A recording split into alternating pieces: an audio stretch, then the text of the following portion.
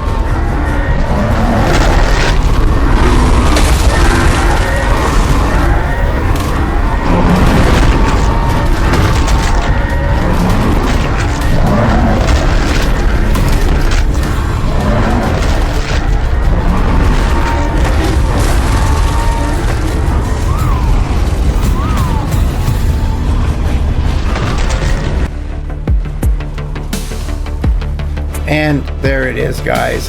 He is down. I have a feeling this could be the best meta for this guy right now. If anybody can think of something better, please do me a favor, drop it in the comments and I will test it out. And with that being said, guys, hey, do me a favor and hit that sub button. We'd love to have you around on the team. I do a lot of live streaming and we're going to be doing a lot of stuff with new players here shortly, helping people out. And any questions or comments, leave them down below, and do me another solid and hit that like button, guys. And as always, have yourselves an excellent day.